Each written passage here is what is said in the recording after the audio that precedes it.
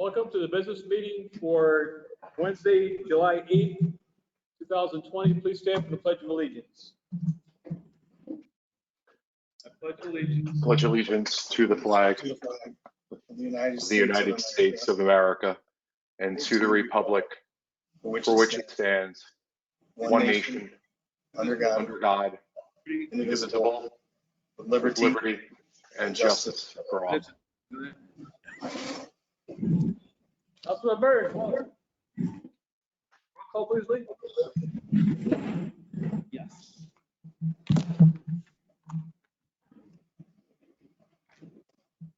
Councilman Scaringi, Present.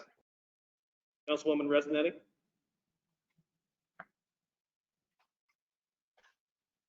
I think your mic is muted, but you're here. Councilwoman Riley, Present. Councilwoman Friedman, Present. Councilman Burns. Present. Councilman Strawn, Present. and President Scanlon. Present. That's all 7 here. Okay, on to the approval of minutes from June 17th, 2020 business meeting and July 1st, 2020 special business meeting. Councilman Strawn. Thank you, Mr. President. Just so you know, I don't know if it's just me. I can barely hear you, Tom. Or it might be just me. I can hear everybody else is closer to the mic. But Is that better? yeah, that's better. That's a lot better. Yeah, and my apologies, but I was muted by the organizer. I don't know what was going on there, but I think we're fixed. Can you hear me now? Yep. Yes. Great, thank you. Okay, thank you, Mr. President. I asked for approval of the minutes from the June 17, 2020 business meeting and July 1, 2020 special business meeting. Second. All in favor? Aye. Aye. Aye. Anyone opposed? Okay, we'll go on to the public hearings. I'll let Lee read heading for the public hearing, please. Okay, so tonight we have a public hearing for the proposed FY46 CDBG ESG home budget and annual action plan. Residents could submit their comments electronically through email to clerk@citybinghamton.com before the meeting, or through telephone. You can call in now at 772-7101. The number again is 607-772-7101. Lee has some emails that were sent into the clerk's office that he'll read now. Yes. So the first one's a little tricky. It's sort of a two-part. One's for public comment, the other's for the public hearing right now. So I'll read the public hearing portion of that first. So this first one here is from Robert Wilson. He's a Binghamton resident. And he says that first, are the residents of the city really supposed to believe that what they saw tonight in the so-called public hearing on the proposed CDBG RL 20-129, which is item number 7 on the agenda, will be fairly and duly considered by the members of the city council before they vote on ordinance 20-60, which is item number 12? Does this not give the appearance that the mayor expects the members of this council to act as his rubber stamp instead of as the elected representatives of their constituents?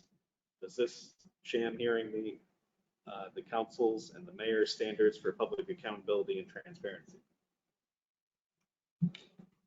That was from Robert Wilson. Next, we have an email that came in from Dan Livingston, who lives on Park Street.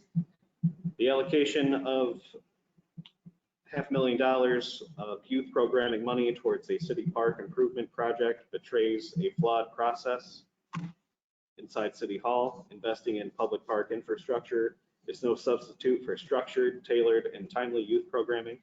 By this logic, conducting sidewalk repairs is youth programming because young people play on the sidewalk, and conducting street repairs is youth programming because young people ride their bicycles on the street. The challenges facing our city's youth and families because of COVID-19 require new thinking and a coordinated response.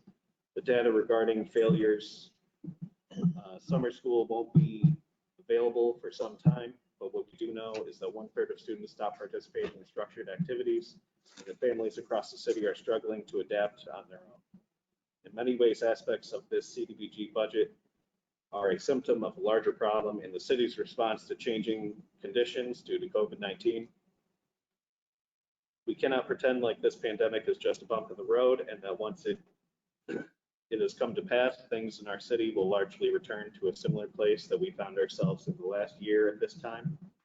Not only has the economy been transformed around us in subtle and significant ways, but the face of poverty in our city is rapidly changing. The need for new thinking and how City Hall allocates its annual CDBG award is evident. What the city needs right now from the Binghamton City Council, first and foremost, is active involvement in the decision-making process inside City Hall, providing oversight in the allocation of CDBG money and the conduit for public engagement in the city's response to poverty in the time of COVID. The uncertain fate of the city's federal COVID CARES Act CDBG money is an object lesson in why the City Council needs to be actively involved to make sure that the city remains on track. Municipalities across the country and across the state have already received and dispersed CARES Act funding, while the fate of the city's funding remains uncertain due to mismanagement of the application process. The City Council should be engaging with each other to find common cause in ensuring that the city's response is a model of excellence and that the municipalities can learn from. I understand that people are retreating to their partisan political camps, but what the city of Binghamton needs right now is City Council that works together to balance the power in City Hall and ensure that our city rises to the occasion. That's all we have electronically for the CDBG public hearing. Okay. What announce the number again, please, Lee? What number to call in? And that number, if you want to call in tonight, is 607-772-7101 for the public hearing.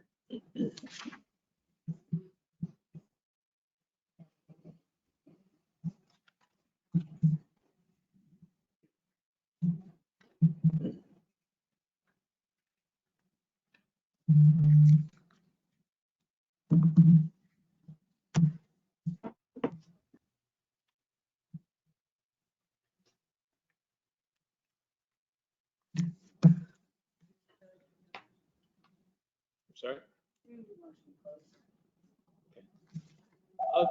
Oh, it's a phone call. You're here to call in for the public hearing? Okay, I'll put you on speaker. Just state your name and if you're a city resident, okay?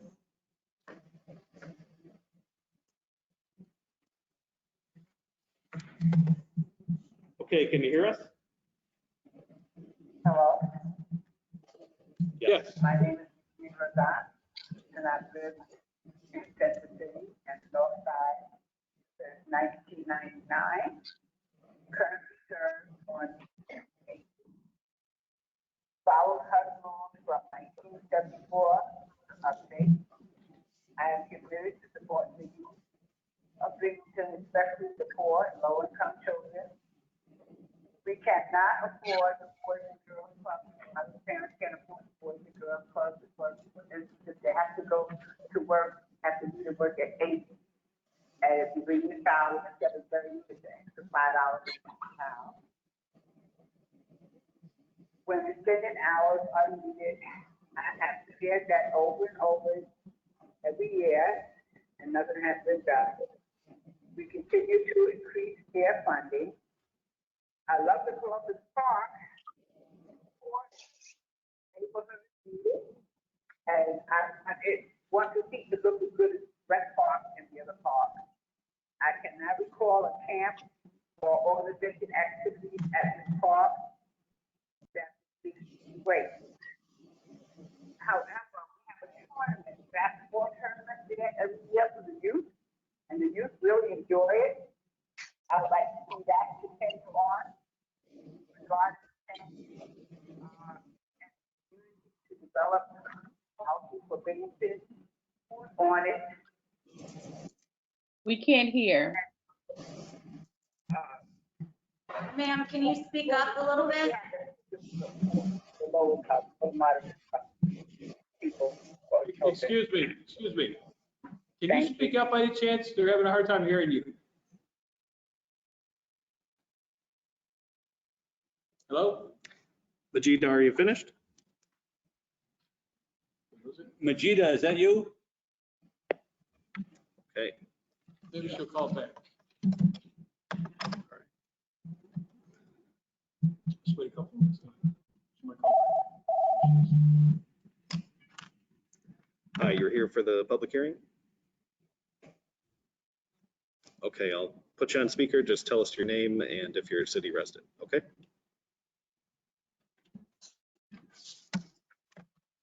Okay, can you hear us? Yeah, can you hear me? Yes. My name is Rob Duck. I just want to say that our meetings are farts. Most of the Republican members are white supremacists, and they should really be ashamed of themselves. Even the Democratic members, I really wish you would speak up and call out the other members for what they're doing right now. Excuse me. This entire process is ridiculous from start to finish. You gotta tell me. And as we read on the previous comment, I agree that the council is being used to rubber stamp agendas that are not supported by this community. It is shameful that it's taken us months to approve the Black Lives Matter Bureau. It is shameful that the Republican members. Sir, this part of the meeting is for the CDBG proposed budget. I do what I want. It is shameful that the Republican members vetoed. Excuse me, Mr. Douglas. Mr. Douglas, I can't hear And you. I'm requesting that all the Republican members resign. All right, thank you for your phone call. Fuck you. That's a class act, whoever that was. I don't know who that was, but that's a class act. Yeah, I hope you guys heard that one. As a reminder, all of our callers, constituents, decorum is required and during any public meeting, and no profanity would be protected speech. We are still, well, at least I'm still having a hard time. It's like going in and out. It could be my Wi-Fi. Are you guys hearing everything well? I'm hearing you, but I'm not having trouble hearing the phone too. It's not going well. I mean, I heard him better. Of course, I heard the end of it better. I didn't want to hear that, but I only heard what he said at the end. I only heard what he said at the end. He kind of emphasized that. Yeah. I think you used profanity to describe Republican council members. It was very nice. I think we've heard that loud and clear. And I would just like to say that after that phone call and what I read on Facebook today, that I don't believe that there's anybody on this body that is a racist. I believe that what we are doing here is a legislative process, and that everyone is trying to do the right thing. Thank you. Thanks, Joe. We'll close that portion of the meeting. By motion. I need a motion to close the portion for the CDB public hearing. Mr. President, motion to close the public hearing. I need a second, please. Second.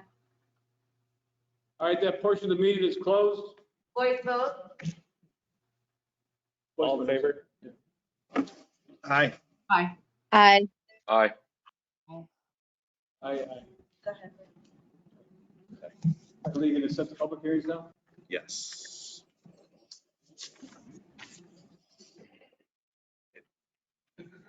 Okay, so tonight we have 3 different public hearings that we need to set. I'll just answer and put them on hold. Hi, you're here for the public comment?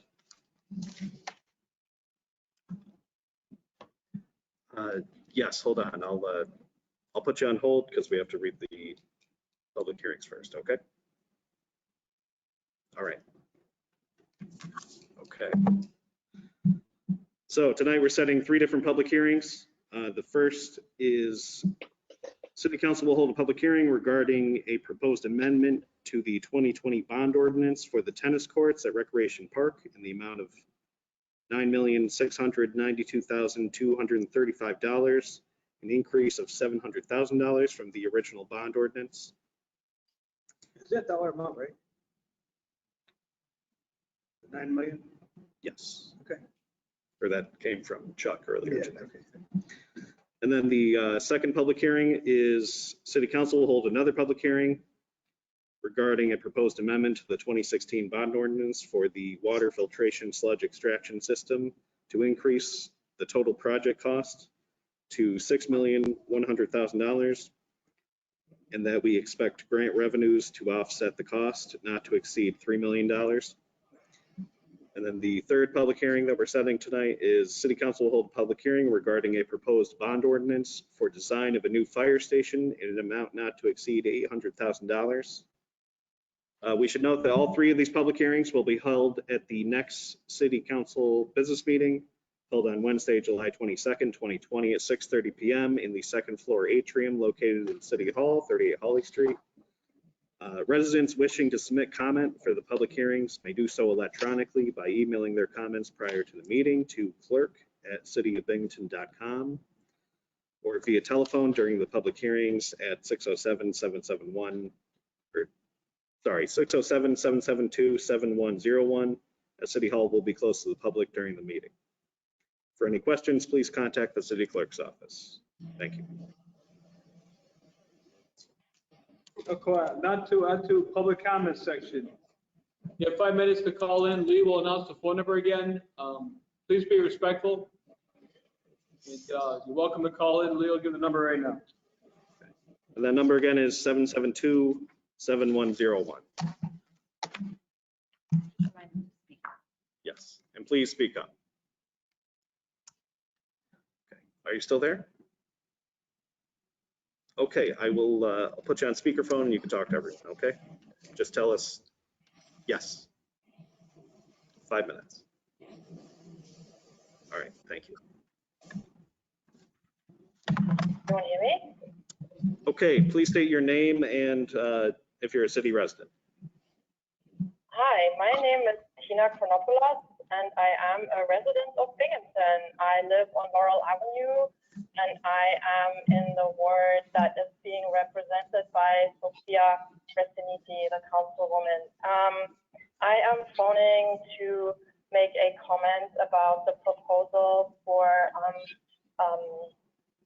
a mural to be painted on Wall Street by a local artist. And the accompanying piece of legislation to go with it. I have been living in Binghamton for 10 years, and it was really hard to make my home here. But now I am really appreciative of being able to live in a small town with access to nature and a place that makes it, you know, a good place to live in this really hard time. I do need to say that I am a white woman.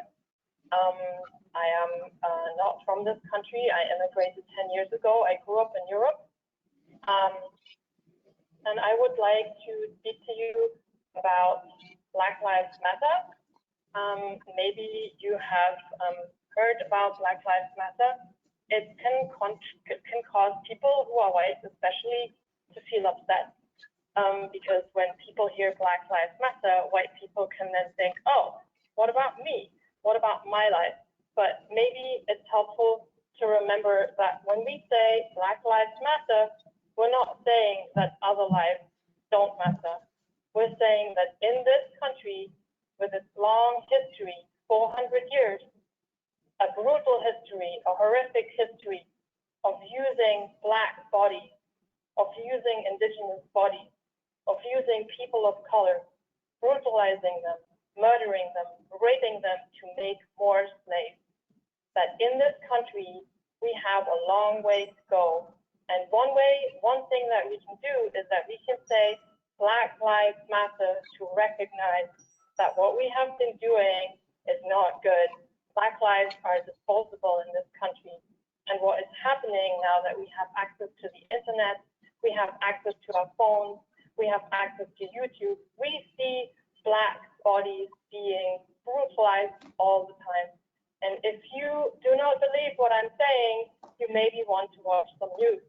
And also, I urge you, if you are white, I want you to go out and find for me evidence that what is happening to Black bodies is also happening to white bodies, because it is not. The police and everyone in this country has been taught over generations that Black bodies are disposable and can be harmed and need to be eliminated and killed. That is something that is in our genes almost. And I want to ask you to please vote yes on a small thing that would signal to the Black people who live in our town and to the people of color that this community cares about everyone and about Black people, especially at this moment and in this time. It is not a big thing. Water Street is a tiny little side street. I think I could understand if people were maybe opposed to painting Black Lives Matter on Main Street. And God, I wish we would, because that's where really it needs to go. But in a small side street, I'm sure that maybe we can bring ourselves to let a local artist paint those letters as a signal to everyone in our community that we are aware of our history, that we know what this country has done and keeps on doing to Black people and people of color. I have respect for the work that you do. I know that it takes a lot of time.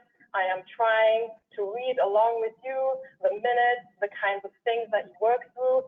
And I know that you do this job because you care about the city that you live in.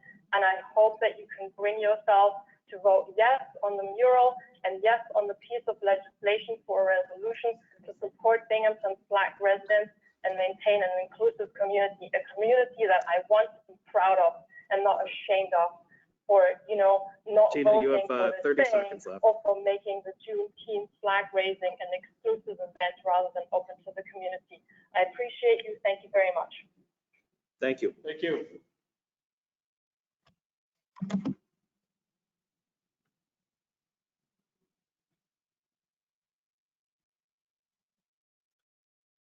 Should have some number. Yeah. The number again is 772-7101.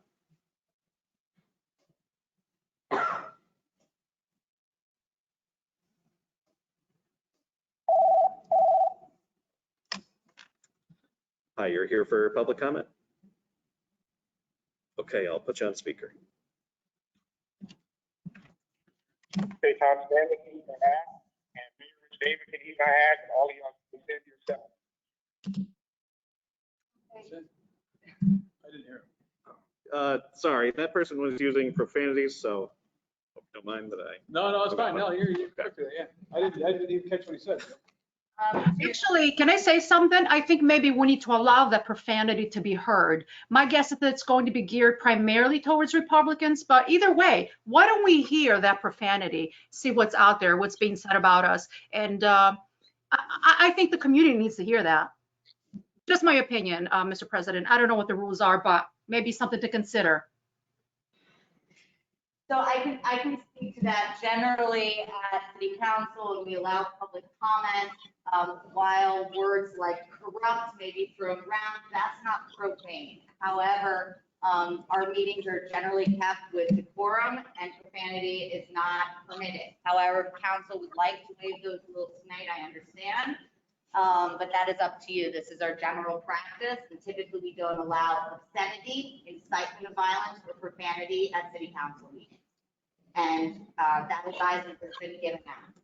Councilman Rossanetti, I think we only need to hear like 30 seconds of maybe 10 seconds of somebody starting it. It's probably enough, right?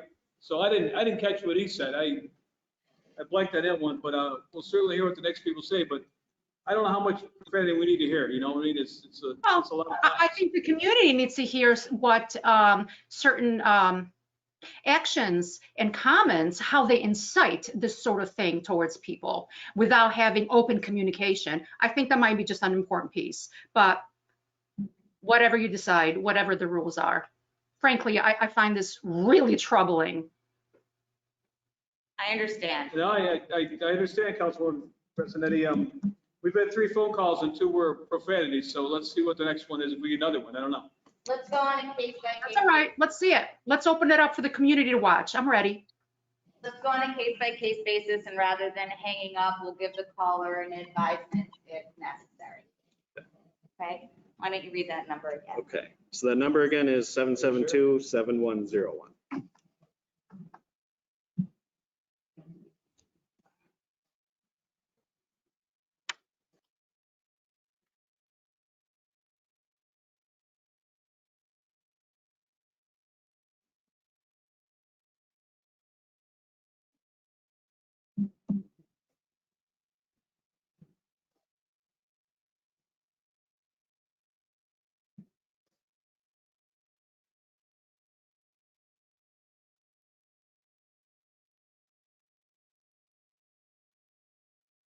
This is Councilwoman Friedman. Oh, sorry. I was gonna say while we're waiting, but now we're not. Hi, you're calling for the public comment?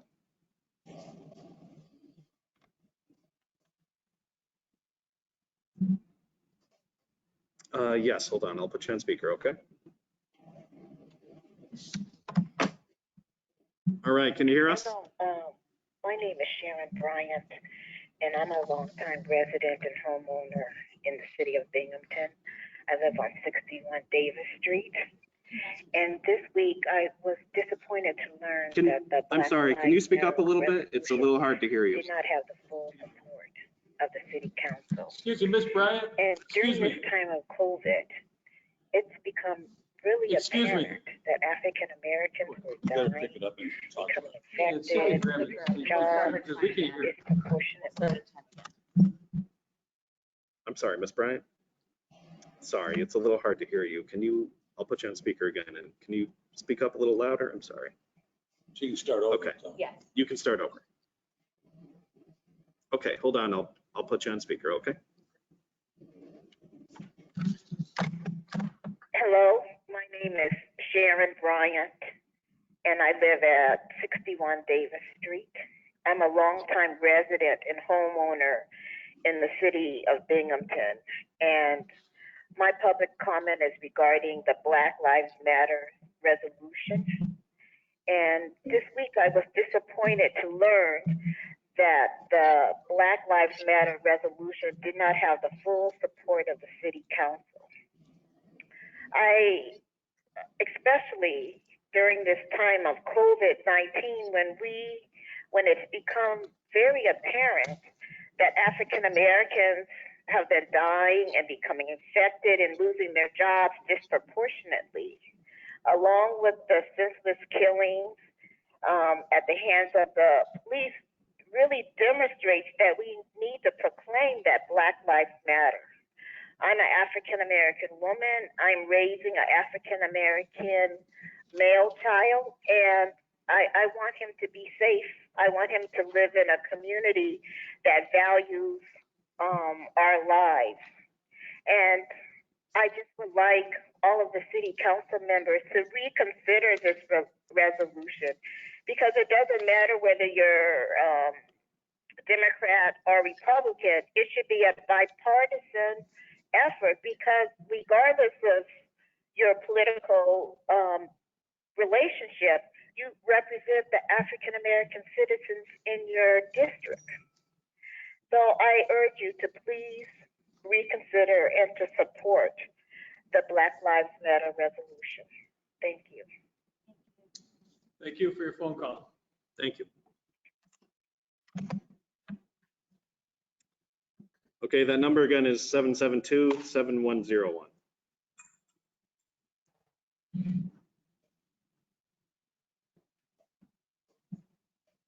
Councilwoman Freeman, you were going to say something?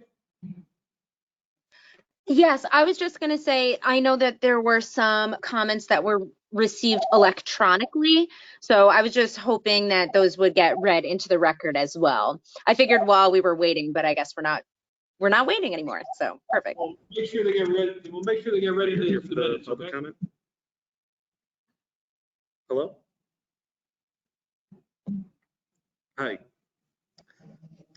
Here, I'll put you on speaker and tell us your name and if you're a city resident, okay? Okay, can you hear us? I sure can. Can you hear me? Yes.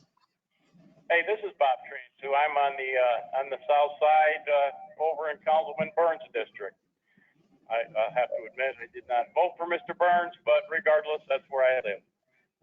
I'm also calling about the Black Lives Matter, painting on the Wall Street. I'm honestly really not in favor of it. I'm certainly in favor of changing police procedures and such to make things fairer across the board if necessary. I happen to have 3 sons who are police officers. And I'm just as appalled as I guess the Black Lives Matter people are at the way the police officers are being treated today. And I understand there's a select few out there that haven't done the badge justice. But at the same time, there's 99.5% of them that are true blue and trying to do the right thing and trying to help people. And I just think that painting BLM on a road isn't going to accomplish anything. And that's kind of where I feel about it. And, I can see that Councilwoman Resinetti is quite upset tonight. And I don't know what all the upsetness is for, but this whole subject upsets the hell out of me. Thought I threw a swear word in there, sorry. But I guess that's all I got to say. I just don't believe it's the right thing to do. And if it ends up being done, then I would assume that opens the door, sets the precedent for any other group to come along. And the council's going to have to, because they've set the precedent, to paint their own logos or whatever on the city streets in Binghamton. That's all I got to say. Thank you. Thank you for your phone call. Thank you. Can I just thank this caller for picking up on all his comments, but picking up that I am upset. And just to clarify, I'm upset because people are telling us to go, you know what, ourselves as council members here. And we have like my kids listening and other people's kids listening. And so, yeah, it's upsetting. Thank you for seeing that, sir. I appreciate your phone call. Okay, that number again is 772-7101. Why don't you go ahead and read some of the, while we're waiting for phone calls? Sure, Emails. let's do that. So while we're waiting, I can get started on some of the letters that came in. Some of the council members asked me to read these. So the first one is a letter sent to Sophia Resnetti. This one is from city resident Diane Cruz at 11 Hayden Street.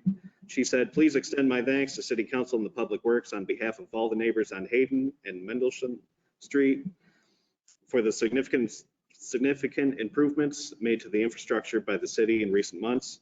From the perspective of homeowners, the city's investment protects our personal investment in our own properties and improves property values.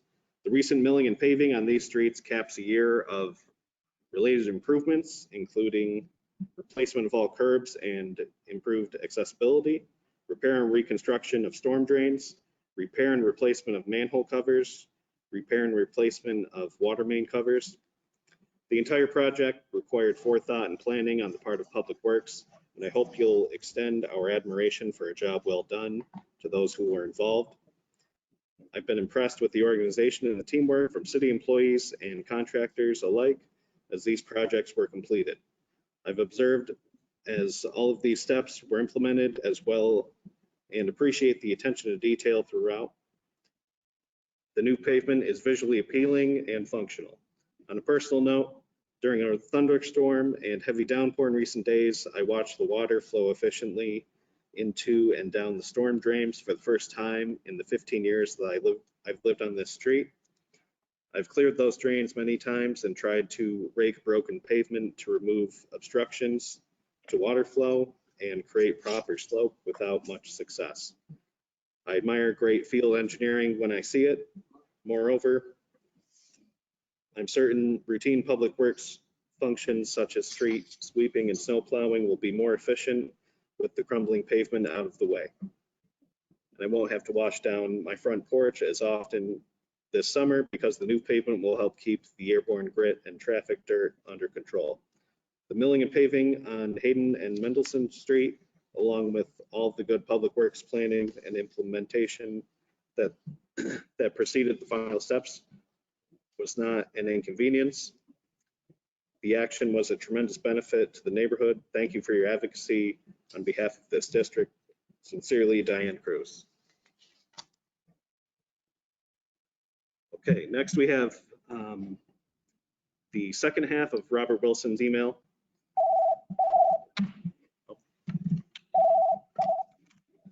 Hi, you're here for public comment? Okay, I'll put you on speaker and tell us your name and if you're a city resident, okay?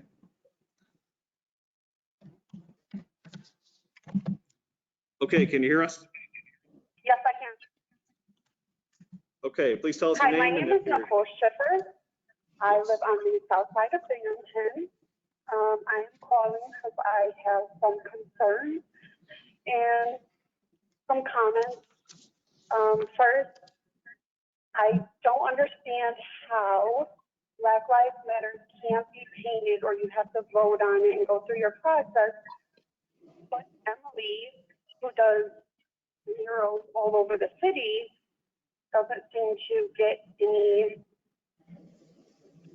process like Kristen's going through.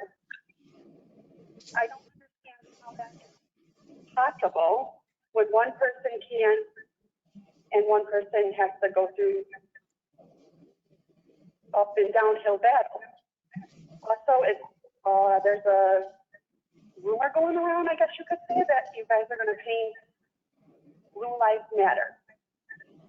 How is that possible if you guys aren't voting on that or don't have the community input? It just seems like there's a lot of racial debating going on within the city representatives that really shouldn't be going on. You guys are to represent the city of Binghamton residents, and I don't know if you guys are really representing them. Some of them, I think that you guys are getting in your personal feelings and it's coming out when you're not representing people or you don't want to hear people's voice. I guess that's it. Thank you. Thank you for your phone call. Thank you. Thank you, Mr. Young. Yes. So we'll go back to Mr. Wilson. So it is my understanding that council members Scaringi, Resnetti, Strawn, and Scanlon refused to sponsor Councilwoman Friedman's resolution acknowledging the long history of systemic racism in this country and condemning ongoing acts of racist violence, thereby preventing a public vote on the resolution at tonight's meeting. I invite council members Scaringi, Resnetti, Strawn, and Scanlon to each make a public statement tonight explaining exactly why it is they oppose to block the vote on this resolution and did so out of view of the public. I'd like to ask whether they're aware of that their having done so gives the appearance not just of indifference towards the hardships suffered by Black, Indigenous, and other people of color as a result of systemic racism, racist oppression, but of an actual animus towards these communities and our cities. Do you believe, and will you say here tonight without any equivocation, that Black Lives Matter? Are the members of this council concerned about the mayor's flagrant disregard for the will of the people regarding the matters of housing, food insecurity, substance use, and mental health, education, and so-called criminal justice as discussed in the community forum at Rec Park on June 7th? Or do you think the sham change coalition is a sufficient response to the unprecedented civil unrest in the city of Binghamton, even though it was conveyed by the mayor out of view of the public and is composed of people who manifestly do not represent the will of the community? Does the council support the mayor acting not only unilaterally, but in opposition to the will of its constituents? Finally, what does the council intend to do about racism in our schools? At last month's board meeting, the representation from the superintendent's office made transparently disingenuous use of procedural technicality to dismiss statements submitted by the public to read into the record. When the board president read one of the statements anyway, the superintendent appeared noticeably agitated and opted to gaslight the public, saying district policy already accounted for their concerns. Furthermore, do you think the district should continue to employ teachers and public artists who make racist statements on social media? As you can see, the theme here is an across-the-board lack of accountability, transparency, and community involvement with regard to the actions of the mayor, members of city council, and the school district administrators. Unless and until the officials of the city start listening to the community and acting on their behalf, all of your meetings and coalitions and so-called public hearings are nothing more but a farce. Okay. And then we have another letter here from a Thomas Quazita who lives in Binghamton. Hello, I would like to voice my support for Councilwoman Friedman's resolution in support of Black Lives, which was not allowed to be on the agenda for the business meeting today. It is a shame that it could not even be brought to a vote due to lack of sponsorship. The resolution is non-biased. The shutdown of this resolution is a prime example of how hard party lines are endangering the lives of Americans. Thank you. Next, we have another letter from Aaron Morrissey, who's a city resident. Thank you for sharing the information in your proposed legislation of the marginalized communities in Binghamton. The following is my public comment. As a Binghamton resident, I'm appalled by the idea that Councilwoman Friedman's resolution condemning racism and discrimination and supporting the idea of a more welcoming, inclusive Binghamton is so controversial that Republican council members would prevent it from even being on the floor for a vote. I fully support this legislation and find it deeply concerning that Republican members of the city council can't even bring themselves to condemn racism and commit to uplifting the most disadvantaged among us. To be silent is to be complicit. Our Republican representatives have gone even farther than that. They are deliberately distancing themselves from even acknowledging racism exists and that we are a society and that we as a society could do better. I urge these council members to reconsider their position. Change is necessary, and even simple proclamation like this is a sign of forward motion. I want to live in a city that believes in progress, not one that believes in sweeping these issues under the rug. Thank you again for posting about this. Please pass my thanks to Councilwoman Riley, who shared the information on her page.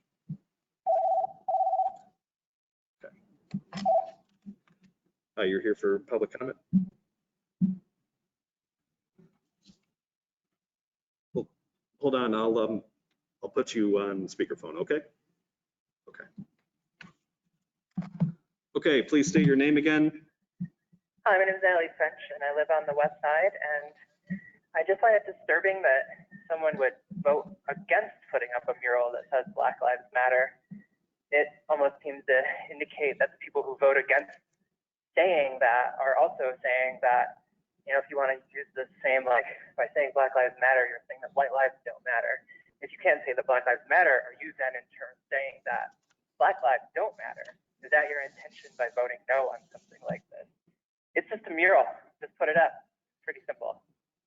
Thank you. Bye. Thank you. Thank you.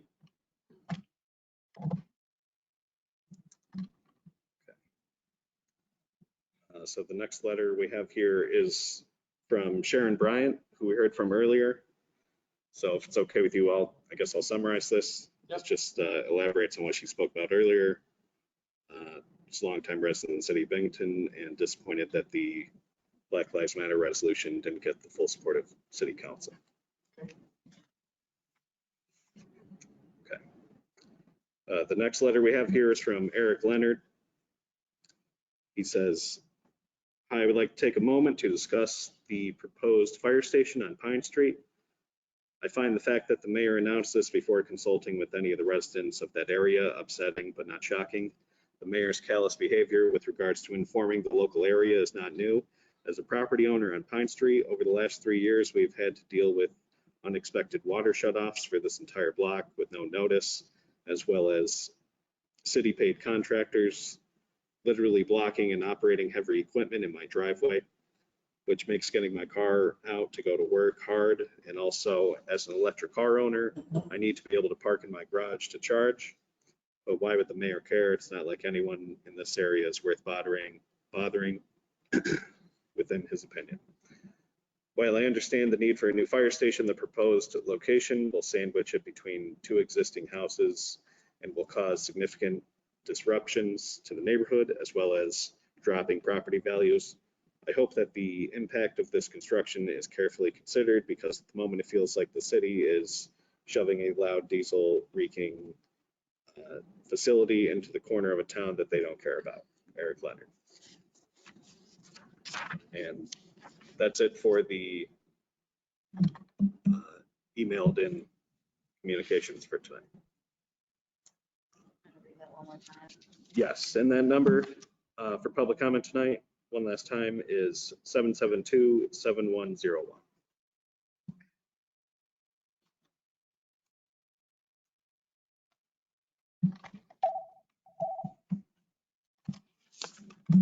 Hi, you're here for public comment? Okay, hold on, I'll put you on speaker.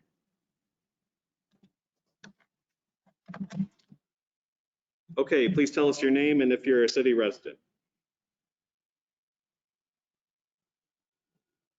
Can you hear us?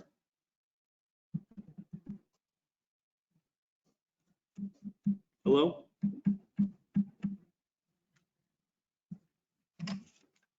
Hi, can you hear us? Okay, I'm sorry, I'm not sure what's happening. I'll try to put you on speaker again. Okay, can you hear us this time?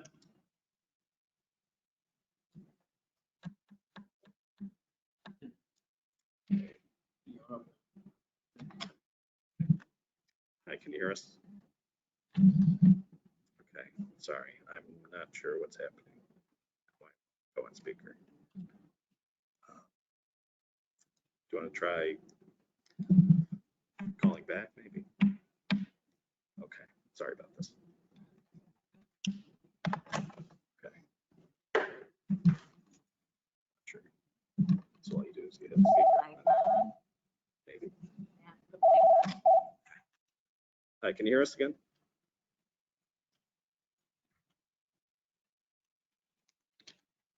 Okay, I'll put you on speaker, okay?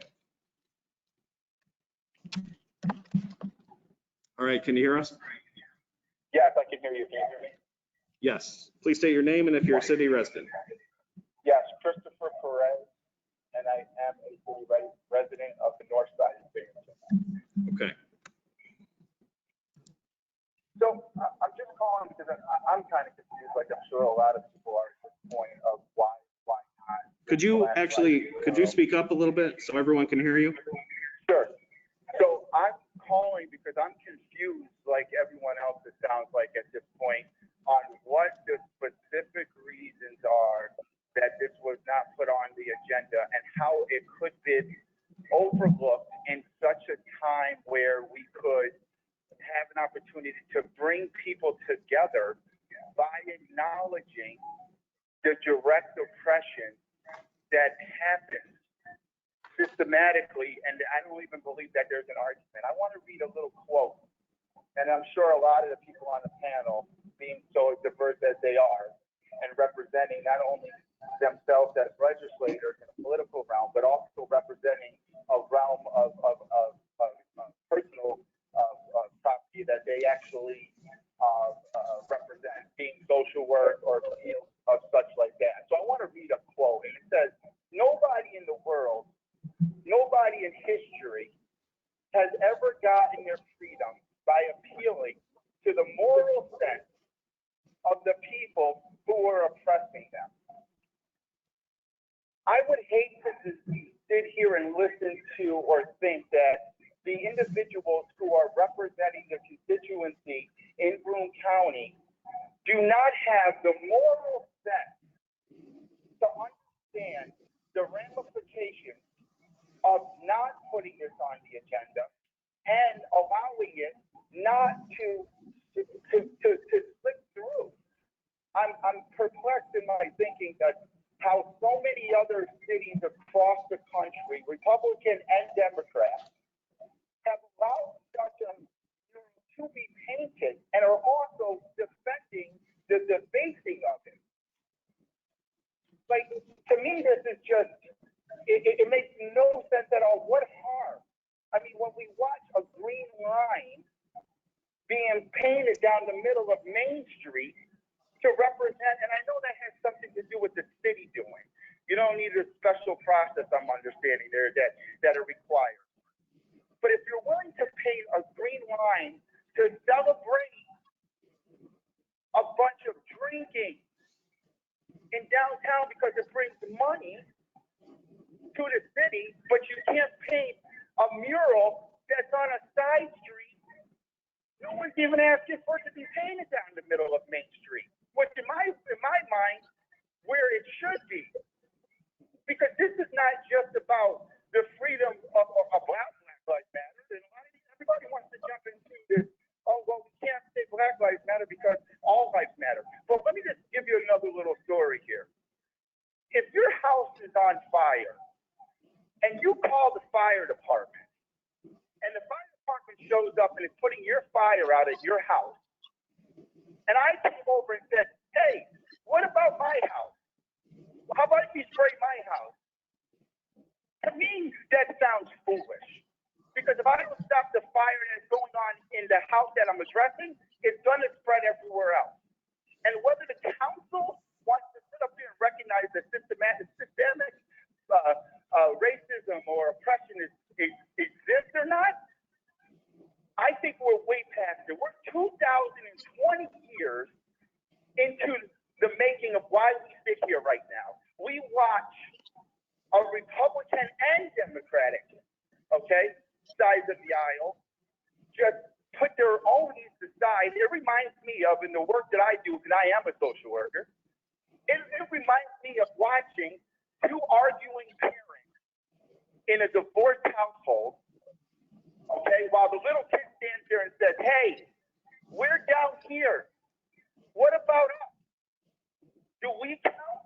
Or is this about your egos and about the backdoor conversations that I know that happen?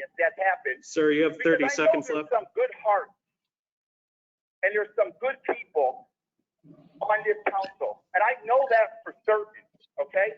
But I also know that a lot of times when you get into this democracy that has been given a bad name by capitalistic type of infusion, straight money into policies and backdoor talking, I know when the day that I live where the electoral college Sir, your 5 outweigh minutes the is up. popular vote, then I know we have a problem. Sir, your Because the 5 people minutes, put in the office are the ones that they're put there by us because of the stuff that they say that they're going to do for us. Sorry, your when 5 we minutes are get up. Thank there- you. Okay. Announce the number one more time, Link, in case somebody else wants to call. Yes, so that number again is 772-7101.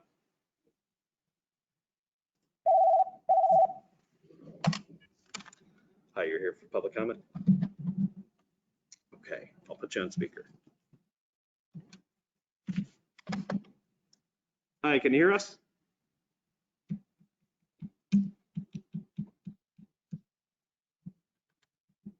Can you hear us? I can hear you. Okay, great. Tell us your name and if you're a city resident. My name is Terry Renia. I live on the west side of Binghamton. And I'm calling in because I'm really distressed about the fact that this resolution, which will just reinforce that Binghamton is a welcoming and loving community, was taken off the agenda or didn't make it to the agenda. I'm also really distressed as someone familiar with the procedure at how this was allowed to happen. I don't know. I mean, I understand that we are living in unprecedented times and the way that you folks have had to meet has been super challenging. And I admire you for all the work that you're doing, trying to make it work. But this notion that everyone is assumed to be approving of something unless they take their name off this negative instead of actually having to sign it out, publicly say that you're signing it out, it's a huge problem. And you're looking at one of the reasons for it right now. One of the speakers earlier, a letter, one of the speakers made reference to this being done seems like it was done in the dark of night or in the shadows. And that's exactly what it does look like. Because my understanding is that this resolution was presumed by Councilwoman Friedman, who brought it forward, to be coming forward until last night. And that was because council members were allowed to quietly and secretly take their name off of this. Now, we all know who did it because we know whose names remained on. But the problem is you're elected and you have an obligation to speak to your constituents about why you choose to vote the way you vote, why you choose to sponsor or not sponsor the things that you do. And it's hard for your constituents to reach out to you and maybe lobby you and maybe explain a new perspective that will change your mind. And trust me, that will happen. But it can't really happen if folks don't know where you stand. And this doing things backwards, assuming everyone's for something unless you say you're not, and you don't apparently do that in the work session, you do that afterwards, it boggles my mind. There is zero transparency here. And transparency has been an issue with the city for the last 6 years. And in the last 6 months, it has only gotten worse and worse and worse. I reached out to my councilwoman with some questions about the fire station, and she really didn't have much more information than I had from the press release. That is not how this works. That is not how any of this works. And the fact that you will all abdicate your responsibilities, what people elected you to do, is just, it's really disappointing to me. So back to this resolution. I've watched as the city struggles with a welcoming resolution for immigrants. And I've watched, they were not always unanimous votes. But people stood up and they explained why they were voting. They heard from their constituents and they took those things into account. And they made their reasons and their rationale clear. Now, I understand these are really challenging, trying times, and this is not the ideal way to have one of these meetings. And trust me, my preference would be to be sitting in the same room with you, looking you all in the eye, because I know so many of you, and I know so many of you are really good people whose hearts are in the right place. But it's time for you to stand up, speak up, don't allow your voice to be taken away, and make sure that you're representing the people who elected you. Thank you. For the phone call. Thank you. Are you done with the emails? Yes. So that number one last time is 772-7101 for public comment.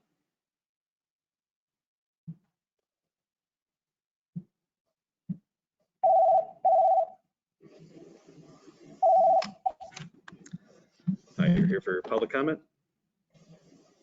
Okay, I'll put you on speaker.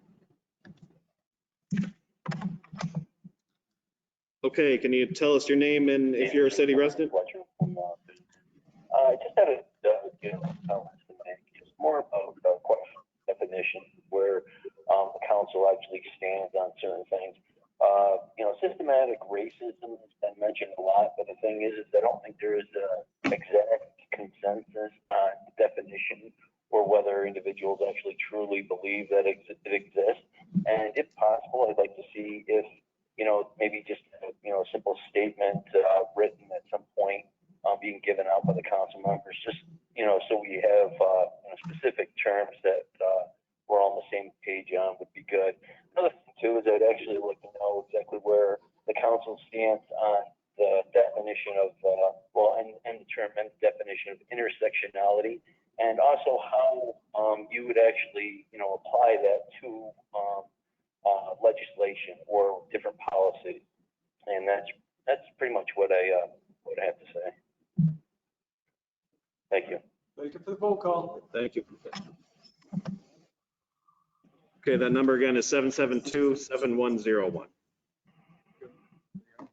Okay.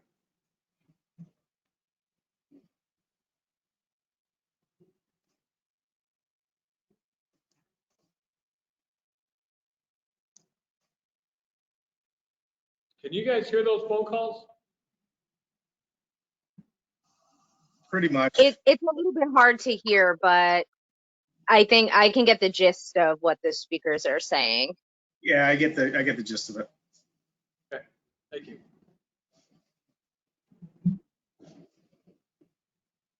In the past, it's been relatively easy to hear the call, so I'm not sure if maybe something's going on that makes it more difficult, but normally it's easy to hear. Lori's on vacation, so that might be it. I'll take a motion to close the public hearing section of the meeting. Motion to close. Hold on, we got a phone call. Hold on. You're here for public comment? Okay, hold on. I'll put you on speaker. Okay, please tell us your name and Hi, if you're a city resident. Can everybody hear me? Yes. Yes. Can everybody hear me? Yes. Just want to make sure. Hello? Yes, Yes. Hi, we can hear you. Yes. Perfect. So my name's Sarah Dinhofer. I am a resident of the west side of Binghamton. I just wanted to drop in and say that considering that there have been nearly a dozen deaths in recent years in the Broome County Jail, massively higher than the national average, it's incredibly shocking to hear anyone claim, especially on the council, that systemic racism is not an issue within this county. So I seriously hope that you all reconsider your positions. Thanks. Thank you. Try another minute, will you, right? If we get through a minute without a phone call, we'll call it. And that number one last time is 772-7101.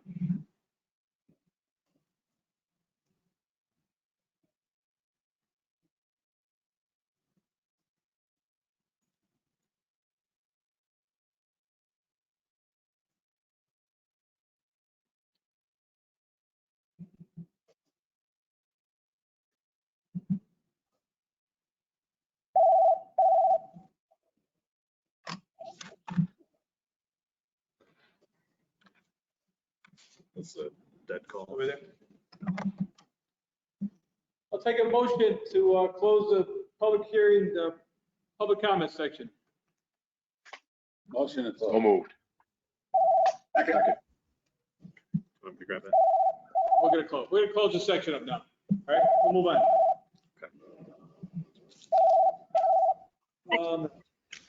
Would anybody like anything removed from the preferred agenda? Wait, yes, but I think the phone was ringing before I heard the second. Yes. Oh, it's gone now. We're gonna move on. Anybody like anything removed from the preferred agenda? Yes, I would. This Mr. is President. Councilwoman Friedman. Mr. President, point of order. Go ahead. I believe second legislation is the next agenda item before the preferred agenda. Correct. It is, I'm sorry, you're right. Thank you, Mr. President. At a previous meeting, we voted on a resolution regarding the accepting of a payment regarding the Vestal Ave bypass project near Ivanhoe Road. Several council members, including myself, communicated quite frankly, are disgust with the fact that there really was no possibility for the city to be able to advocate on behalf of our homeowners regarding the taking of private property for the purpose of the project. However, that being said, we are still in the situation that because the resolution failed, we are unable to actually accept the $15,000 that we unfortunately as a city cannot do anything about as it relates to the project in and of itself.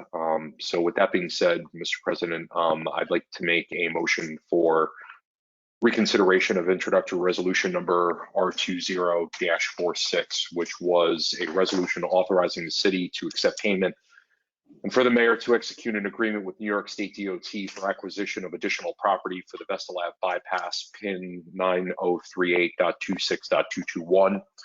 The resolution failed to pass at a 3-3 vote on June 17th's business meeting.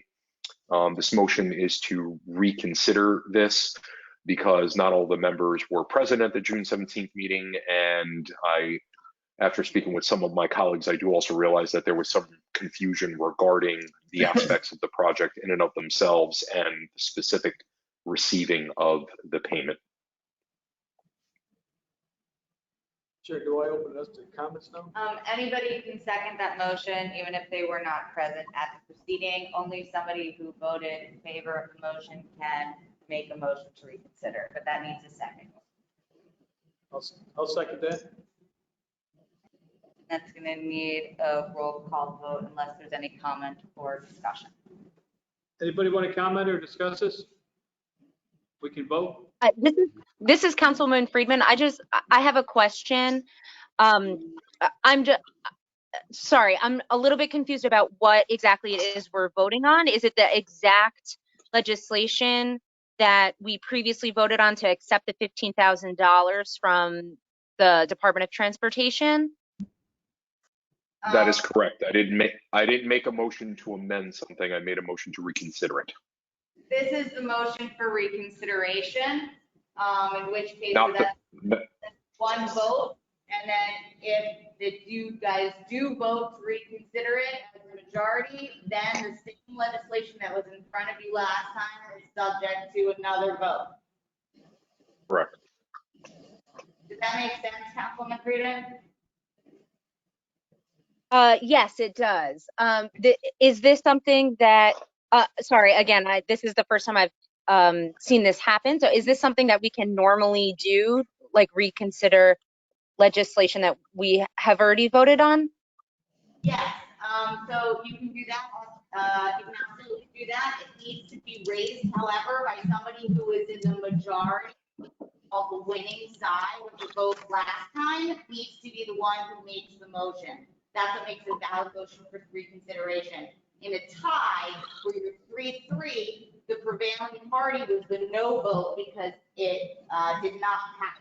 Therefore, Gio, who voted against the resolution or the legislation in the first instance, is now making a motion, which is then properly seconded by President Scanlon. However, you do all need to vote as a body on the motion for reconsideration before you actually vote on the legislation again. Does that make sense? It needs to go through that process in order to have the jurisdiction to vote on it again. Right. Yes, that makes sense. Thank you for the clarification. I was just confused about, I didn't realize that was something that we could do. All right. Thank you. I think it's the first one you've had. So that absolutely makes sense. And your questions are valid. And thank you for clarifying for us. Of course. So I think President Scanlon left it with, are there any questions or comments on the motion for reconsideration? See, none, we'll go with a voice vote now. Okay. Councilman Scarinci? All those aye. Councilwoman Resnetti? Aye. Councilwoman Riley? Aye. Councilwoman Friedman? Aye. Councilman Burns? No, nay. Councilman Strawn? Nay. And President Scanlon? Yes. So that's 5 ayes, 2 nays, Burns and Strawn. Therefore, the legislation has a majority to be reconsidered. And Gio, you can go ahead and read that now. Now, Mr. President, I'd like to make a motion to approve introductory resolution number R20-46. Need a second? I'll second it then. I'll second. Thank you.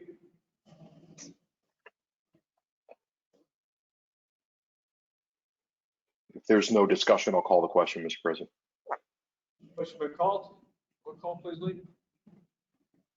Yes. Councilman Scaringi, Aye. Councilwoman Resnetti, Aye. Councilwoman Riley, Nay. Councilwoman Friedman, Aye. Councilman Burns, Nay. Councilman Strawn, Nay. President Scanlon. Aye. Okay, so that is 4 ayes, 3 nays, Riley, Burns, and Strawn. Okay, on to the Thank you, preferred Mr. agenda. President. Thank you, Mr. President. On the preferred agenda, would anybody like anything removed from the preferred agenda? Yes, Mr. President, this is Councilwoman Friedman. Yes. I would please like to remove introductory ordinance 20-60, authorizing the mayor to submit the annual action plan. Can I have a second on that? Oh, Second. All right, never mind. Yeah, just as a point of clarification, as I know we've never removed something from the preferred agenda before, when you put something on the preferred agenda, that means everyone's intending to vote yes. Therefore, before the preferred agenda is read, as a point of order, we allow people to remove it. It doesn't need a second because essentially a council member is saying, no, I don't want to vote on this as a block. And in fact, I'm probably not going to vote no on this, so I want to take it off. And that's absolutely fine. Do you want to read these, please? Yes, that's, Yes. Okay, so at this point, we'll begin with the rest of the preferred agenda. So the first item tonight on the preferred agenda is introductory ordinance 58, considered in finance. And this is an ordinance to amend the 2020 refuse fund budget for personnel changes. Is it a voice vote? No, it just needs, So we do comments or questions? No. Comments or questions on this? okay. I do. Yes. Yeah, so the mural is in this preferred agenda? Yes. Correct. Okay. So I would just like to point out to everybody that is listening and watching, we are right now voting, when he's going to read this through, this is what we've all agreed to.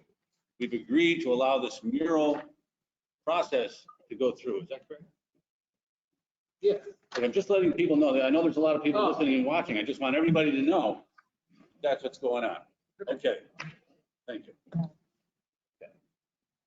So the second item on the preferred agenda is introductory ordinance 20-59, considered in finance. This is an ordinance to amend the 2020 general fund budget to create revenue and expense budget lines to accept and account for funds from the provider relief fund under the CARES Act. Questions or comments? Move on, please.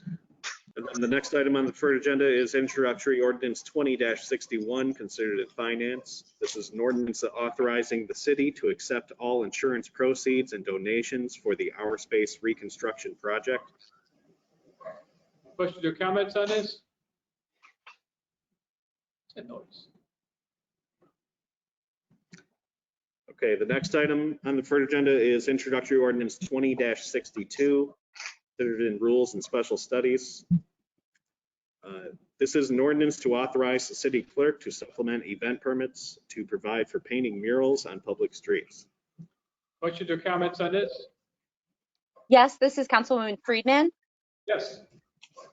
Thank you, Mr. President. I would just like to make a comment that I'm supporting this ordinance specifically to get the ball rolling on Kristen Mann's Black Lives Matter mural. I understand that this is put in place for larger implications and will be used to theoretically approve future murals. And I'm going to support this with the understanding that It might need to be amended in the future. I know that we talked about this at the work session, but this at this moment seems to be the way to get a Black Lives mural painted downtown. It's about time. Saying that Black Lives Matter is not a controversial statement. In fact, that's kind of a low bar to say that someone's life matters. And so I do just want to say on the record, that's why specifically I'm supporting this piece of legislation. Thank you. Other questions or comments? Thank you. Yes, Mr. President, can I make a comment, please? Yes. I just want to be, thank you. I just want to be clear that this is, there was no process in place. That was my understanding regarding how to move forward with things like this. And the process that we came up with has really absolutely nothing to do with content. It was content neutral. And so I want folks to understand that. I don't ever recall anybody voting this down or not supporting this, but I do recall folks saying there is no process in place. So I just wanted to put that out there because I feel that we sometimes only hear bits and pieces. So thank you. Thank you, Councilwoman. Other questions or comments? Councilwoman Riley. Yes, thank you, President Scanlon. I just would like to add a little piece of information. Typically, processes are put in place when there's an impetus for change. And there have been other murals, there have been other acts. So yes, we did learn that a process was necessary. So therefore, this was created. As my colleague mentioned, it may need to go back for revision once we move forward. However, we don't need to delay this any further. Let's move forward with our process as we've agreed and proceed in supporting the message and the messenger on this mural. Thank you, Councilwoman. Other questions or comments?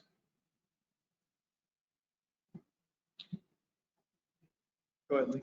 Okay. And then the last item tonight on the preferred agenda is introductory resolution 20-57, considered in finance. And this is a resolution authorizing the mayor to accept a grant from the United States Tennis Association for tennis-related expenses associated with reopening of facilities in 2020. Questions or comments?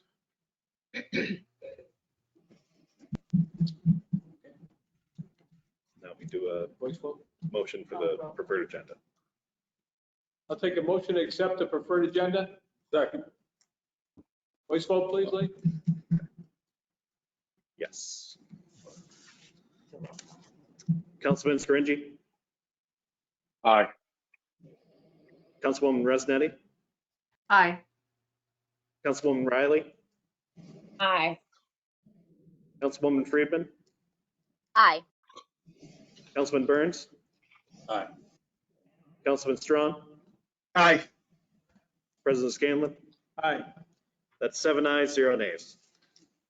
Okay, on to non-preferred agenda. Introductory ordinance 20-60, considered finance. Councilman Strong. Thank you, Mr. President.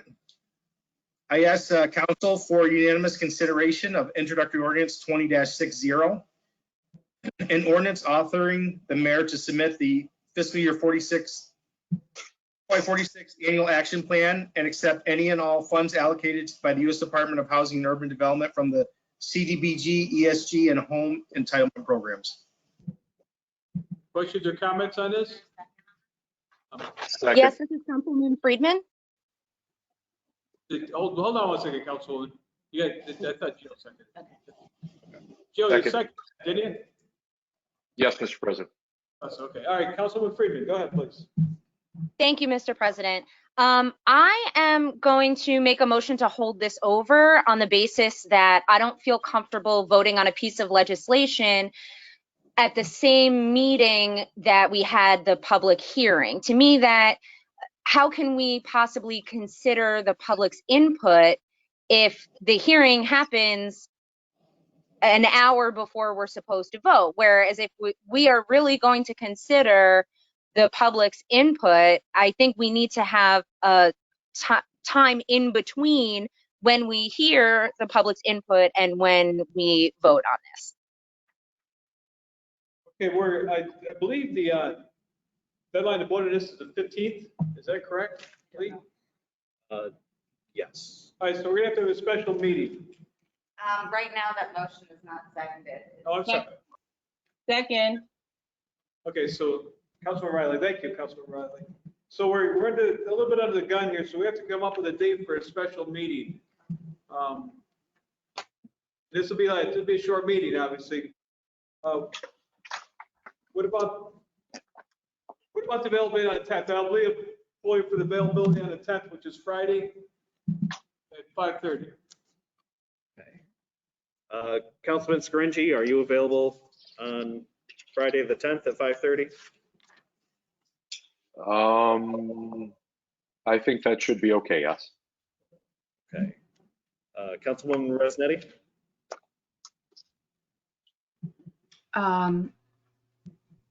Yes, Friday, the 10th at 5:30? Is that what you said? Yes. Yes. Thank you. Councilwoman Riley? Yes, I am available. Councilwoman Friedman? Yes, I'm available. Councilman Burns? I'll miss the second half of Ellen, but okay, I'm available. Right. Councilman Strong? If I'm available, it'll be by phone, so I'll be subject to, any technical difficulties, but I will make every attempt to be there if I can. But I can't be there on the computer, so hopefully I'll have a signal. Okay. And President Scanlon? Yes. Okay. All right, so the special meeting is set for Friday, the 10th at 5:30. Thank you. Question, President Scanlon. Yes. Will we have a summary of the calls that were received relating to the budget earlier? Because I had difficulty hearing it. I could put a summary together, if that works. Thank you. You can put somebody together, yes. So you'll have that Friday afternoon, obviously. You do it by noon, Lee, is that possible? Yes. Okay. At the very latest, you'll see that Friday at noon. Okay. Does that work, Councilman Riley? That's fine, as long as we're able to then determine if it aligns with the community. Are they also able to continue to submit thoughts, or have we completely closed it? The public hearing is closed, although I would encourage you to reach out to your constituents if you want further feedback. Thank you. Okay, let's move forward with the second item on non-preferred agenda. Introductory ordinance 20-55, consider finance, Councilman Strong. Thank you, Mr. President. I ask council for unanimous consideration of introductory ordinance 20-55, an ordinance to amend the 2020 water fund budget to adjust personnel service lines. We need a second. Okay, Gio, second. Second. Thank you, Councilman. Let's have questions or comments on this, please. Call the question, Mr. President. Question by call? Councilman Scaringi? Aye. Councilwoman Resnetti? Aye. Councilwoman Riley? Aye. Councilwoman Friedman? Aye. Councilman Burns? Aye. Councilman Strawn? Aye. President Scanlon? Aye. That's 7 ayes, 0 nays. Introductory ordinance 20-56, consider finance, Councilman Strong. Thank you, Mr. President. I ask council for unanimous consideration of introductory ordinance 20-56, an ordinance to amend the 2020 general fund budget to adjust personnel service lines. Questions or comments? I'm sorry. Questions or comments? Seeing none. Call we'll the move question, on. Mr. President. Question by call? Councilman Scaringi? Aye. Councilwoman Resnetti? Aye. Councilwoman Riley? Aye. Councilwoman Friedman? Aye. Councilman Burns? Aye. Councilman Strong, Aye. President Scanlon. Aye. That's 7 ayes, 0 nays. Introductory ordinance 20-57, consider finance, Councilman Strong. Thank you, Mr. President. I ask council for unanimous consideration of introductory ordinance 20-57, an ordinance to amend the 2020 refuse fund budget, just personnel service lines. Just here in a second. Yeah. All right. Any questions or comments on this? Call the question, Mr. President. Recall? Councilman Scaringi, Aye. Councilwoman Resnetti, Aye. Councilwoman Riley, Aye. Councilwoman Friedman, Aye. Councilman Burns, Aye. Councilman Strong, Aye. President Scanlon. Aye. That's 7 ayes, 0 nays. Okay, on the public comment from council members, I forgot where we left off. Tonight we'll start with Councilwoman Riley, please. Somehow I knew that was going to be the case, but I appreciate it. Thank you, President Scanlon. Fellow council members, this has been a very interesting week. I know you all have heard and felt not even a subset of the population sentiment regarding our council's position in terms of making Binghamton or recognizing Binghamton through the proclamation as a welcoming city. It didn't say Black Lives Matter in that resolution. It talked about what's happening across the globe in an effort to formalize our thoughts and our support of our population.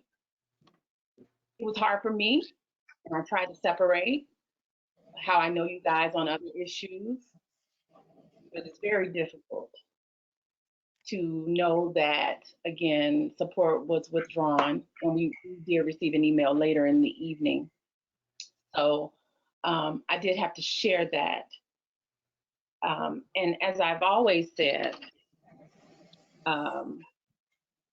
we can agree to disagree as long as our disagreement is not rooted in production or the minimization of my freedom.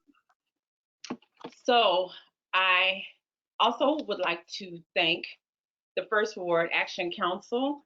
I was able to go by there to learn more about the programs that the city has partnered with them in effort to support our seniors. So there are some great programs out there for our residents that are 65 and above. So please share that message. Typically, they don't have the access to the web and the Facebook, the social media platforms that we use.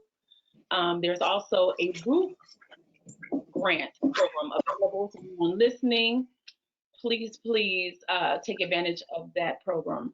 I'd also like to recognize the various agencies that are continuing to support our residents, not only in the 3rd District, but across the city regarding food security or food insecurity, because that is an issue that was addressed in many of the forums and in many of the conversations.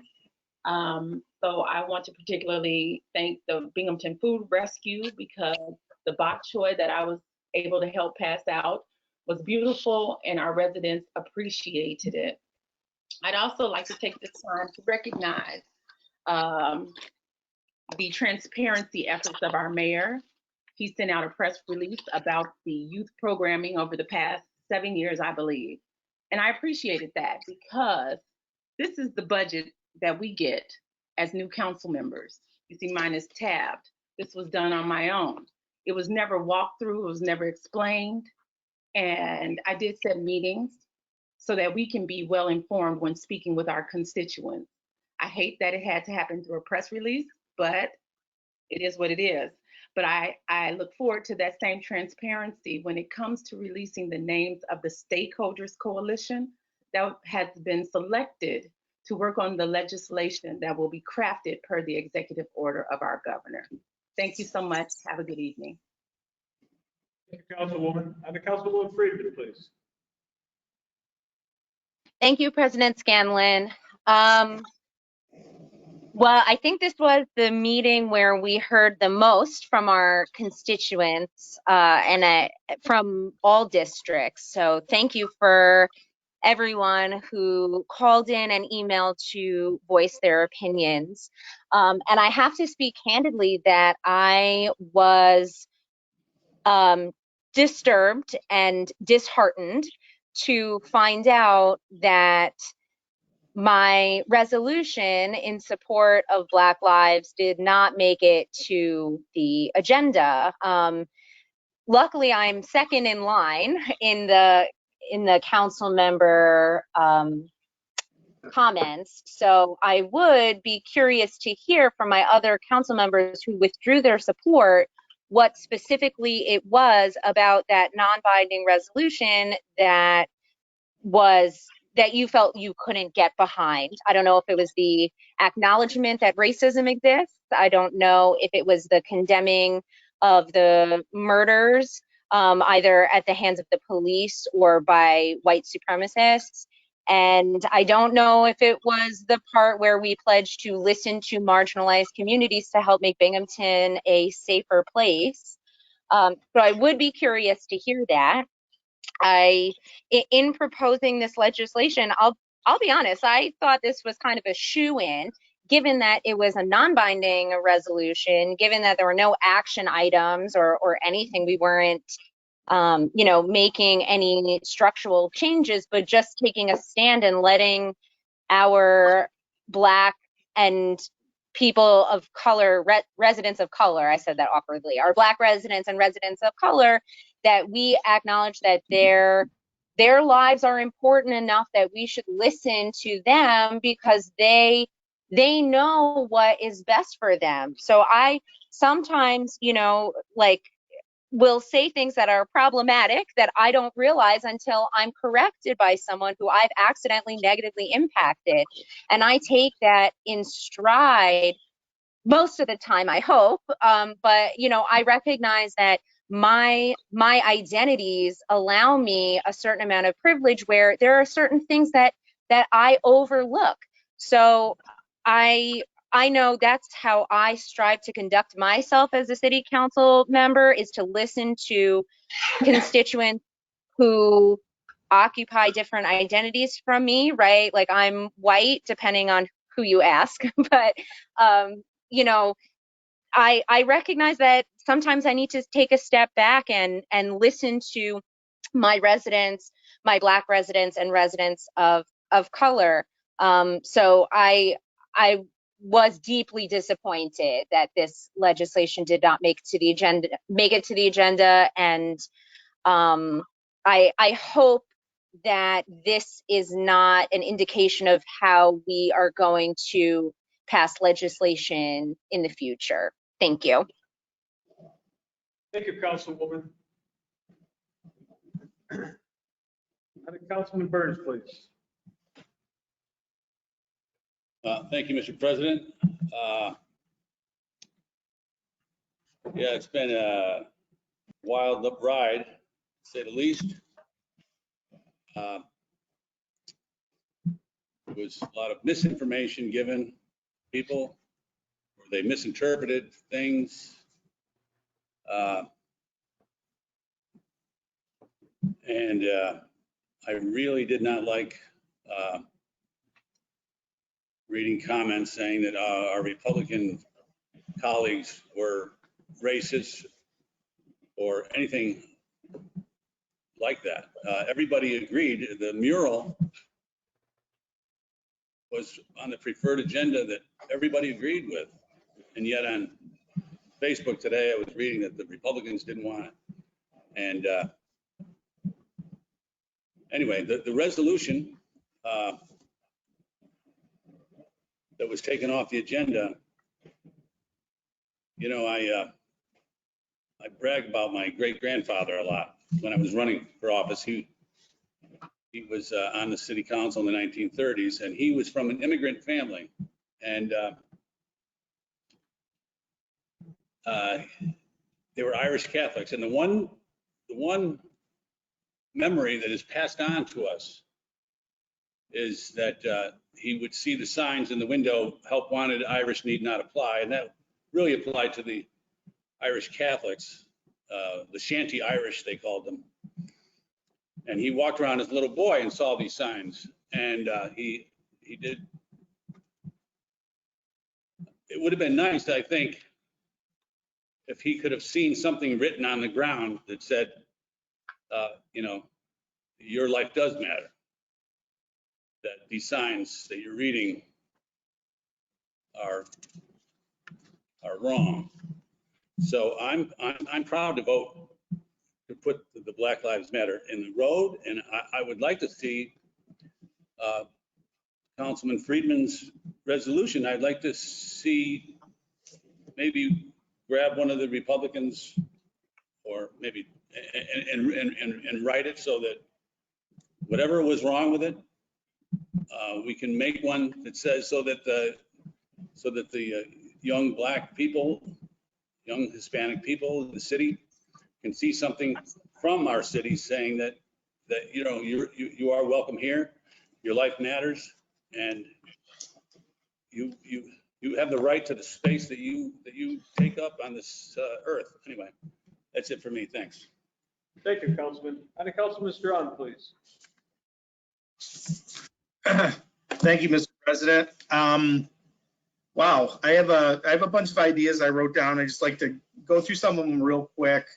You know, I take this very seriously. I was going to say, because sometimes we say this before, that I was going to make a note from a press release that from Jared Cram from the mayor that the street, the bridge over Pierce Creek at Belden Street is being redone. So if you're over in this area, watch that. Next year, the Pierce Creek over Conklin Ave will be done. And I say that, and I'm not laughing at that because I just speak from my heart. So I apologize if I ramble a little bit, but you know, I ran for city council. I'm thinking those are the kind of issues that we're gonna deal with. And when we come up with this, I'm not shying away from anything, and I'm not afraid to speak into anything. But this is tough. You know, some of us work, some of us do our stuff, and we're trying to pay attention, and we're trying to take this very, very seriously. I just want to say I appreciate what Councilman Burns said earlier and what he just said. And I'm not going to go specifically to my thoughts right now. I would like a chance to discuss them later, but I just want to say from some of the comments earlier, I'm not indifferent. I don't have animus towards anyone. I don't have a racist bone in my body. I work with a lot of people from all nationalities and all walks of life and all just everything. And I respect all of them. And I've worked with those everybody for years. You know, I was born in 1970. I was, you know, I was in a small town, but I just it's not what I think. I don't think that way. However, I'm not sweeping issues under the rug. That was mentioned earlier. I want Binghamton to be welcoming and inclusive. The last paragraph of the resolution, I 100%. If that was what we were voting on right now, I would have said yes. I do believe that a bipartisan resolution that we want to be a unanimous resolution from the council should be able to be talked about and talked through with all of us, quite frankly. I have the utmost respect for Councilwoman Friedman and the work that she put into it. And my not signing the resolution does not equal my opinion. That was mentioned earlier, my position. That's not a fair statement. Me not signing that out does not automatically equal my position, not even close. And I just want to say that definitively. I'm open to resolution, but I want to be able to talk through it in a safe way. And quite frankly, if you heard some of the comments earlier and some of the tenor and the tones earlier, there's times I don't feel like it's not with you other 6 members, but that is not a space to actually talk through this in a way that doesn't get misconstrued, because some of the stuff that was already said has already been misconstrued. Being indifferent, having animus towards people, sweeping issues under the rug. not being welcoming and inclusive. And by just automatically not doing something, that you automatically believe something else. And that is absolutely not true. Not true even a little bit. But I think with a resolution like this, I think that we have to have a chance to talk through it together. And I'm not saying that I want to be the author of it, but I do believe, you know, when you look at issues going from the Declaration of Independence immediately to COVID-19 to just back and forth, I would like a chance to talk through some of those points.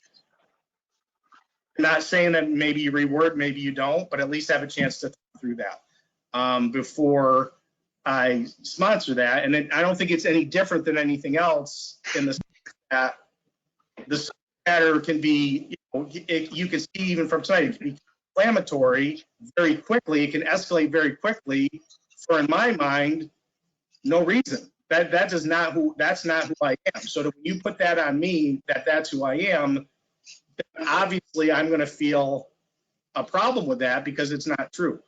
But I do believe that, as with any other legislation, especially something like this, even though it's non-binding, that we should have a chance to talk through it together. And you know, we didn't do that, and that doesn't mean that like I said, I have the utmost respect for Councilwoman Friedman and appreciate your time in doing that. And I just want to say that I'm open to a resolution personally. I just want to be able to talk through it in a safe way. And once I, you know, am able to do that, if I'm in agreement with it, then I will absolutely support it. Thank you, Mr. President. Thank you, Councilman. Councilman Scourge, please. Mr. President, due to the tenor of this meeting, I'm not going to provide a comment tonight. Thank you. Thank you, Councilman. Councilwoman Rossonetti. Thank you, Mr. President. I guess there's a lot that could be said here tonight. I mean, a lot was already said, but I'm going to start out by saying that right now, this moment, especially after some of the comments that were made tonight, I'm feeling extremely disheartened, and frankly, I'm very concerned. It appears to me that a false narrative is being presented for the purpose to, I don't know what, stir emotions up, maybe to intentionally, certainly that's what it felt like tonight, maybe to intentionally allow for some council members to be painted in a negative way. I don't know. I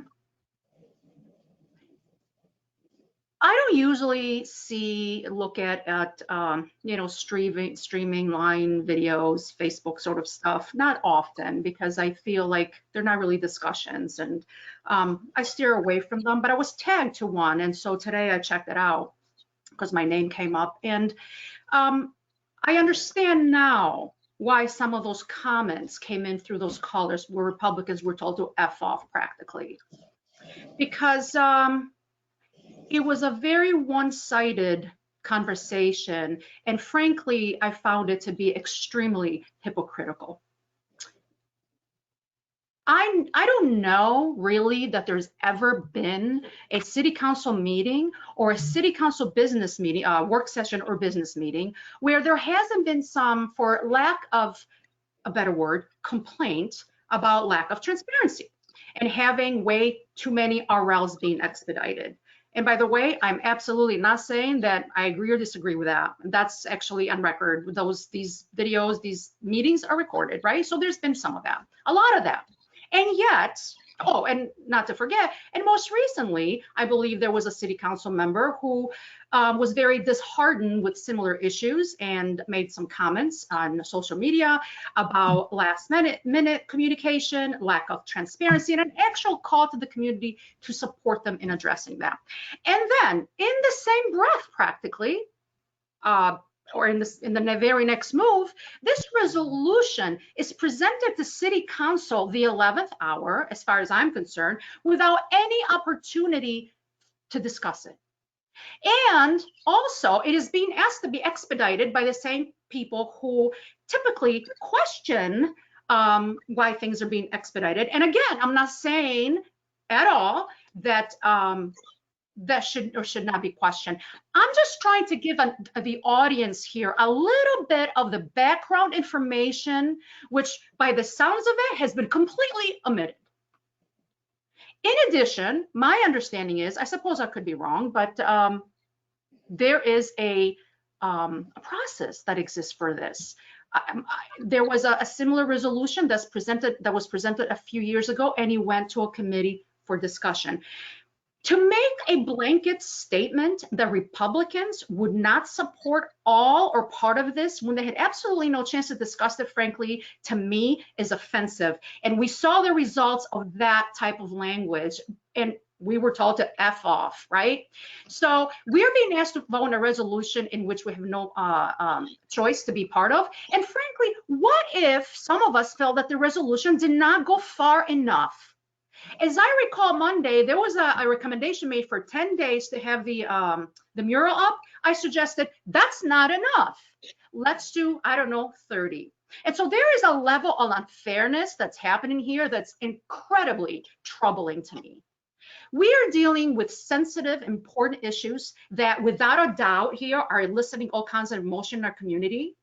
And I, like most of you, I'm new at this, and there may be a whole lot of things that I don't know, but I do know this, that before I make irresponsible accusations and inflammatory type of blanket statements, and to make sure that I'm not engaging in pushing what may be false information to our community via social media or whatever other mode, I owe it to those who voted for me to pick up the phone, knock on doors, whether it's the mayors, the clerks, corporation counsel, even better, my fellow council members, to have the one-on-one, face-to-face conversation and get as much accurate information as possible.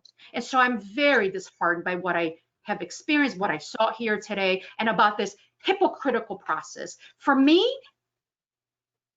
really, it's about everything has to do with the process. It's really not about the content, and everything really has to do with lack of consistency. So that's all from me tonight, Mr. President. Thank you so much.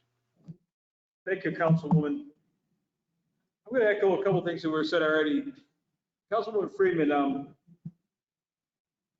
not sure if you wrote this yourself or you found this somewhere or a combination of the both. But you can't expect me to support something that I didn't have any say in what's. Now, if you came to me and said we should talk about the city council, you've been around me for 6 months. I certainly would not have said we're not going to do that. So we certainly you could have brought it up to me that way and we'll discuss it or put it into a committee. There's a lot of ways to go this way. So I'm not against what you wrote. I'm against the way it all happened. So I can't be expected to support something I had no say in. And we're still a group here, and if for one person to write something and submit it and say, and then be upset that we didn't support it, I don't know. That's not a good thought process to me. I will take a motion to adjourn the meeting. Motion. Second. Adjourn. Second. Thank you.